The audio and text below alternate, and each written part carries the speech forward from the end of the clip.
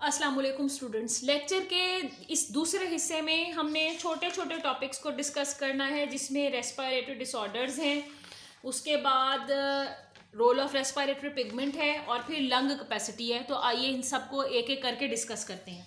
पहली बात तो ये कि आर्टीरियल ब्लड और वेनस ब्लड का एक छोटा सा कंपैरिजन आपको दिया गया। आर्टीरियल ब्लड वो है जो कि आर्टरीज में बह रहा है और वेनस ब्लड वो है, नाम से जाहिर है, जो कि वेन के थ्रू बह रहा होता है। आपको पता है कि आर्टरीज हमेशा खून हार्ट से दूसरी तरफ लेकर जाती हैं, बॉडी की तरफ, और वेन्स बाकी की सारी बॉडी से खून जो है वो वापस हार्ट की तरफ लेकर आ रही होती हैं।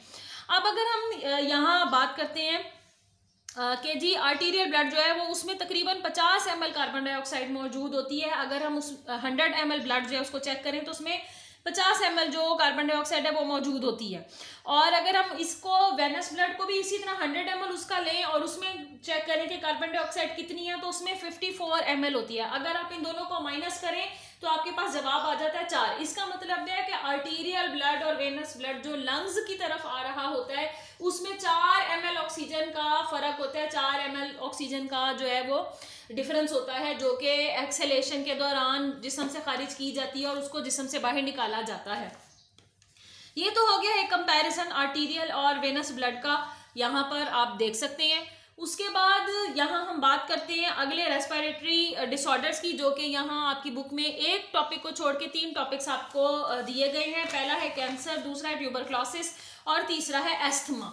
सबसे पहले कैंसर की बात कर लेते हैं। कैंसर बहुत खतरनाक बीमारी है, बल्कि ये बहुत सारी 200 के करीब जो मुख्तलिफ किस्म की कैंसर की टाइप्स हैं उनका एक मजमुआ है। लंग कैंसर जो है इससे अफेक्ट होने वाले सबसे ज़्यादा बड़ी तादाद लोगों की जो है वो अनफॉर्चुनेटली आती जा रही है, क्योंकि हमारी एयर जो है वो पॉल्यूटेड होती जा रही है। उसमें बहुत सारी हार्मफुल गैसेस, हार्मफुल केमिकल्स हैं जो कि रिलीज होते जा रहे हैं, हमें नजर नहीं आते, सांस के दौरान अंदर चले जाते हैं। यहाँ सेल्स के अंदर मौजूद जो है वो सेल्स की तेजी से डिवीजन करते हैं। ये जो सेल्स बनते हैं ये एबनॉर्मल सेल्स होते हैं। ये एबनॉर्मल सेल्स, इनमें बैक्टीरिया वायरस अपने इन्फेक्शन भी कॉज कर देते हैं, ट्यूमर बन जाता है। और ये ट्यूमर अगर अपनी जगह पर रहे तो ये बेनाइन कहलाएगा, और अगर ये ट्यूमर एक जगह से उठ के दूसरी जगह से स्प्रेड होना शुरू हो जाए बॉडी में तो हम कहेंगे कि इसकी मेटास्टेसिस हो गई है। तो कार्सिनोमा या ट्यूमर एक ही बात होती है, ये अनहेल्दी एबनॉर्मल सेल्स की ग्रोथ होती है, एग्रीगेशन होती है, जो नॉर्मल सेल्स को भी हैम्पर करती है, उस जगह में रुकावट भी डालती है। कहा यह जाता है कि जो लोग स्मोक करते हैं यानी कि सिगरेट पीते हैं या सिगार वगैरह पीते हैं उनमें 10% चांस जो है वो कैंसर का बढ़ जाता है। बिल्कुल सही बात है, क्योंकि आपको पता है कि जो सिगरेट है उसमें टार और बहुत सारे ऐसे कंपाउंड्स मौजूद हैं जो कि कैंसर कॉजिंग है। अगर कोई कंपाउंड कैंसर कॉजिंग है तो उसको कहते हैं कार्सिनोजेनिक। इसलिए जो है स्मोकिंग और इस तरह की जो गलत चीज़ें हैं जो कि आज हमें वो बड़ी अट्रैक्टिव लगती हैं उन सब से दूर रहना चाहिए। अच्छा जी, दूसरी हमारी इंपॉर्टेंट जो डिजीज आ जाती है वो है ट्यूबरक्लोसिस, और इसको आम जबान में टीबी भी बोलते हैं। ट्यूबरक्लोसिस एक बैक्टीरियम की वजह से होती है और इसका नाम है माइकोबैक्टीरियम ट्यूबरक्लोसिस। आपको पेपर में फिलअप में तो नहीं आपको ये पूछा जा सकता है, एमसीक्यू आपके पेपर में आते हैं उसमें ये पूछा जा सकता है कि the bacterium which causes tuberculosis name is dash, और आपको 4 ऑप्शन दी जाएंगी तो आप इस ऑप्शन को टिक करेंगे क्योंकि ये सही जवाब होगा। टीबी में खांसी बहुत रहती है, खांसी में फेलगम बहुत पैदा होती है जिसे बलगम कहते हैं, उसमें खून भी आना शुरू हो जाता है, फीवर रहता है, जिस्म बहुत कमज़ोर हो जाता है। अनफॉर्चुनेटली ट्यूबरक्लोसिस में अगर जो इंसान की इंटरनल जो सिक्रीशंस हैं उनसे आपका कांटेक्ट हो गया तो ये छूत की तरह लग सकती है आपको, लेकिन टीबी क्योरेबल डिजीज है। कैंसर का एक हद तक क्योर है, बाज़ दफ़ा ये ठीक हो जाता है, बाज़ दफ़ा ये रीएमर्ज हो जाता है और बाज़ दफ़ा ये बहुत ही संगीन जो है जानलेवा साबित होता है। ट्यूबरक्लोसिस में क्योंकि अब लेटेस्ट इलाज की फैसिलिटीज़ आ चुकी हैं और अगर टाइमली इसका इलाज कराया जाए और इसको पकड़ लिया जाए तो ये क्योरेबल है और ख़त्म भी हो सकता है और आपको जो है वो नुकसान इतना नहीं पहुंचाएगा, कम नुकसान होगा। तो ये उन इलाकों में ज़्यादा पाया जाता है जहाँ पर गंदगी के हालात बहुत ज़्यादा है, सेहत और सफाई का ख्याल नहीं रखा जाता, बैलेंस डाइट नहीं इस्तेमाल की जाती, ग़िज़ाइयत की भी कमी है जिसकी वजह से बॉडी का इम्यून सिस्टम जो है वो भी स्ट्रॉन्ग नहीं रहता कि वो फाइट कर सके टीबी के बैक्टीरियम के अगेंस्ट। अब बात कर लेते हैं एस्थमा की। एस्थमा में दौरे से पड़ते हैं और ये सीवियर किस्म के दौरे होते हैं जो अचानक पड़ते हैं जिसके दौरान आपको सांस नहीं आ रहा होता और आपको उलझन हो रही होती है। इसके लिए मुख्तलिफ तरह के जो पफ्स हैं जो कि मुंह के अंदर डालकर उनको इनहेल किया जाता है, ताकि अगर किसी इम्पॉर्टेंट ऐसे स्ट्रक्चर की वजह से अस्थमा का जो दौरा है वो पड़ा है तो उसको क्लियर भी किया जाए। वैसे एलर्जिक रिएक्शंस के नतीजे में भी अस्थमा का दौरा पड़ जाता है, जैसे पोलन्स का, बहुत सारे लोगों को पोलन जो है पौधों से जो उनके फूल हैं उनसे ये रिलीज होता है, तो उससे भी प्रॉब्लम होती है। डस्ट से भी होती है, बहुत सारे लोगों को बहुत ठंडी हवा चलने से भी होती है, जब नमी की ज्यादती हो जाए उससे भी होती है, और पोल्यूशन कॉज करने वाले इंपॉर्टेंट जो पोल्यूटेंट केमिकल्स हैं जो कि फिजा में स्प्रे वगैरह के नतीजे में होते हैं। इसके अलावा मच्छर मार स्प्रे और इस तरह की कॉयल वगैरह से भी निकलने वाला जो केमिकल और धुएं हैं उससे भी बहुत सारे लोगों को इसकी एलर्जिक रिएक्शन हो जाती है। एक्चुअली इसमें होता क्या, आप जानते हो कि ब्रोंकस जो है ये मेन ट्यूब है जो कि हर लंग के अंदर एंटर होती है और जा बजा ये छोटी छोटी ब्रांचेस में तकसीम हो जाती है। तो जो हमारी ब्रोंक्यूल्स हैं ये नैरो होना शुरू होती हैं, जिसकी वजह से हवा को गुजरने का कम रास्ता मिलता है और उसकी वजह से ऐसा लगता है कि आपका सांस उखड़ रहा है। इसके अलावा यहाँ पर आपके इन्फ्लामेटरी सोजिश भी पैदा होती है, इन्फ्लामेशन पैदा होती है, और इन्फ्लामेशन पैदा करने के दौरान जो इन्फ्लामेटरी सब्सटेंस है वो पैदा होते हैं, उसे हिस्टामिन बोलते हैं, जो कि यहाँ पर लिखी हुई है। तो बहुत सारे जो इंसान हैं उनको एंटी हिस्टामिन ड्रग्स देनी पड़ती हैं ताकि ये हिस्टामिन जो पैदा हुई है उसका असर कम किया जा सके और वो जो उस वक्त एलर्जी का रिएक्शन उनके ऊपर हुआ है उसको कम किया जा सके। अब बात कर लेते हैं हम रोल ऑफ रेस्पिरेटरी पिगमेंट की। ये बड़ा इंपॉर्टेंट टॉपिक है आपका। रेस्पिरेटरी पिगमेंट हमारे जिस्म में मेनली हीमोग्लोबिन है जो कि एक प्रोटीन है। हमने इसका स्ट्रक्चर प्रोटीन स्ट्रक्चर में पढ़ा था, कितने चेन्स हैं, कितने अमीनो एसिड इसमें होते हैं, ग्लोब्यूलर इसका स्ट्रक्चर है। और हीमोग्लोबिन का स्ट्रक्चर क्लोरोफिल के साथ बिल्कुल मैच करता है। वो फाइटोल टेल रिंग और पोरफायरिन रिंग भी पाए जाते हैं। हमने बायोएनर्जेटिक्स में क्लोरोफिल का जो स्ट्रक्चर है वो पढ़ा था। अगर उस पूरे स्ट्रक्चर को अगर आपको याद हो, उसके सेंटर में मैंने मैग्नीशियम आयन बनाया था, तो हीमोग्लोबिन में उसको अगर आप आयरन के एटम से रिप्लेस कर दें तो पूरा हीमोग्लोबिन का स्ट्रक्चर जो है वो बन जाता है। तो ये आयरन कंटेनिंग होता है।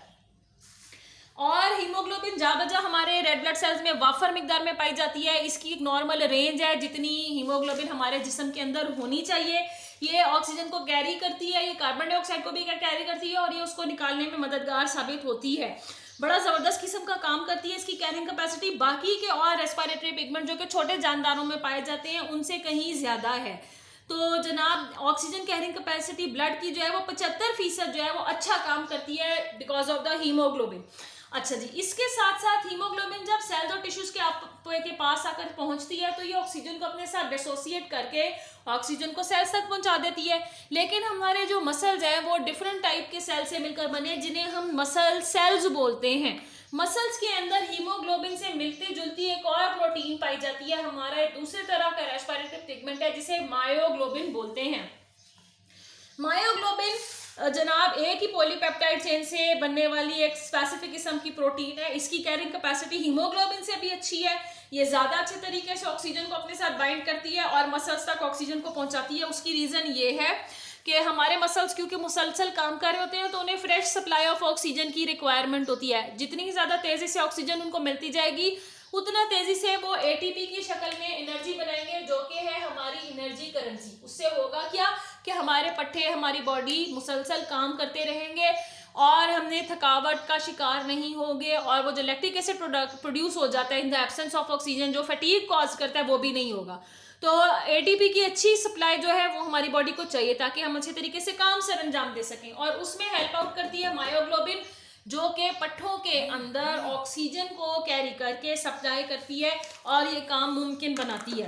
लास्ट हमारा जो इस चैप्टर का टॉपिक है जिसके बाद हमारा ये पूरा चैप्टर खत्म हो जाता है वो है लंग कैपेसिटी के हमारे लंग्स के अंदर कितनी सलाहियत मौजूद है जो वो ऑक्सीजन को कैरी कर सकते हैं और हवा को कैरी कर सकते हैं। अगर हम अपने लंग्स की बात करें तो एक एवरेज तौर पर जो पूरा लंग का स्ट्रक्चर है अगर उसको पूरे तरीके से हवा से भर दिया जाए तो हवा से पूरी तरह भरने के बाद मालूम होता है कि ये 5 लीटर हवा को अपने अंदर समो सकता है, अब्जॉर्ब कर सकता है। अच्छा जी, उसके बाद ये जो सारी हवा इसके अंदर मौजूद होती है इसमें थोड़ी सी कमी बेशी होती रहती है।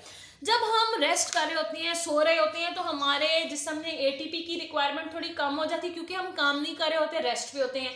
उसी वजह से ऑक्सीजन की मिकदार में भी कमी आ जाती है, उसकी रिक्वायरमेंट की भी कमी हो जाती है। इसीलिए आधे लीटर का फर्क पड़ जाता है। लेकिन जब हम एक्टिव होते हैं, मुसलसल घर के काम कर रहे होते हैं, पढ़ रहे हैं, भाग दौड़ कर रहे हैं, यानी कह लीजिए कि एक्सरसाइज कर रहे हैं, तो 3.5 लीटर ऑक्सीजन जो हवा है उसका वॉल्यूम लंग्स से अंदर बाहर होता रहेगा, सांस लेने के दौरान, सांस निकालने के दौरान। अब ऐसा नहीं होता कि जो हवा है वो मुकम्मल के तौर पर लंग्स से बाहर निकाल दी जाए और लंग्स बिल्कुल कोलैप्स कर जाएं या पिचक जाएं, ऐसा कभी भी नहीं होता। हमने बात की कि 5 लीटर जो लंग्स की कैपेसिटी है उसमें से 3.5 को बाहर निकाला जाता है, फिर अंदर लाया जाता है, एक्सपायरेशन के दौरान निकाला जाता है, इंस्पायरेशन के दौरान अंदर लाया जाता है। लेकिन 1.5 लीटर जो हवा होती है वो हर वक्त लंग्स में मौजूद होती है। लंग्स कभी भी मुकम्मल तौर पर ऐसे पिचक नहीं जाते, कोलैप्स नहीं कर जाते, उनमें फिर भी ऑक्सीजन और थोड़ी सी हवा मौजूद होती है, जो कि है 1.5 लीटर। अब जाहिरी बात है कि जब आप रेस्ट में होते हैं तो आप 1 मिनट के अंदर 15 से 20 मिनट तक जो है वो सांस ले रहे होते हैं, और जब आप एक्सरसाइज कर रहे हैं, जाग रहे हैं, काम कर रहे हैं, तो आपका ब्रीदिंग रेट बढ़ जाता है, जो कि 30 टाइम्स पर मिनट है। 1 मिनट के अंदर 30 दफ़ा एटलीस्ट आप सांस लेते हैं। और ये कम ज़्यादा भी हो सकता है अगर आप मजीद एक्सरसाइज ऐसी कर रहे हैं जिसमें आप वर्जिश कर रहे हैं, जिसमें आप दौड़ भाग रहे हैं, खेल रहे हैं, क्योंकि ऑक्सीजन की डिमांड भी बढ़ जाएगी, एटीपी की डिमांड भी बढ़ जाएगी। अब ये जो हमारे लंग की कैपेसिटी है, इसके दौरान जब ऑक्सीजन बाहर निकलती है, ऑक्सीजन जब अंदर आती है और कार्बन डाइऑक्साइड जब बाहर निकलती है, तो दोनों में, एक्सहेल्ड एयर में और इनहेल्ड एयर में एक खास फर्क होता है, जो कि आपको इस टेबल से बताया गया है। इस टेबल को आपका याद करना बहुत ज़रूरी है। यहाँ 4 इंपॉर्टेंट हिस्से बताए गए हैं जो कि हवा के हमारे जिस्म के अंदर आते हैं। हवा के साथ oxygen, carbon dioxide, water vapours यानी पानी के बुखारात, नाइट्रोजन। हवा में तकरीबन नाइट्रोजन 79 to 78% होती है। जितनी नाइट्रोजन हमारी जिस्म के अंदर आती है उतनी ही सारी की सारी वापस बाहर चली जाती है। वाटर वेपर्स ये कम ज़्यादा होते रहते हैं, क्योंकि बाहर जितनी नमी है उसके मुताबिक ही हमारे अंदर जो हवा आएगी उसमें ही जो पानी के वेपर्स हैं हमारे जिस्म के अंदर आएंगे। लेकिन जो हवा हम जिस्म से बाहर निकालते हैं उसको हम खासा मॉइस्ट करके निकालते हैं, इसलिए उसने लिखा हुआ है सैचुरेटेड, कि जो हवा हम जिस्म से बाहर निकालते हैं उसमें पानी खासी बड़ी मिकदार में शामिल होता है। और इस चीज़ को आप अपने मुंह से सांस निकालकर हाथ के ऊपर अगर आप फूक की तरह इसको फील करें तो आपको महसूस भी होगा कि आपका सांस जो बाहर निकल रहा है उसमें गर्माइश है और उसमें मॉइस्टनेस भी है। कार्बन डाइऑक्साइड 0.04% जो है हवा के साथ अंदर जाती है, क्योंकि कार्बन डाइऑक्साइड मेटाबॉलिज्म के दौरान हमारे जिस्म में बहुत सारी बनती भी है, और हमने अभी देखा था कि 4 ml जो है वो निकलती है हमारे जिस्म से बाहर, तो ये यहाँ पर बता रहा है कि 4% निकल जाती है। उसके बाद ऑक्सीजन जो अंदर आती है वो 21% होती है, तकरीबन एनवायरनमेंट में, एयर में भी तकरीबन इतनी है। और क्योंकि हमें बहुत ज़्यादा हवा चाहिए होती है, ऑक्सीजन जो है हमें एक्चुअली बहुत ज़्यादा चाहिए होती है, तो 16% जो है उसको बाहर निकाल दिया जाता है। और आप 21 में से 16 को माइनस कर लें तो आपको पता चल जाएगा इतने % ऑक्सीजन जो है वो एक नॉर्मल इंसान की एवरेज बॉडी की कैपेसिटी ज़रूरत होती है ऑक्सीजन की, जो उसे चाहिए होती है। इसके साथ आपका ये टॉपिक भी ख़त्म हो जाता है।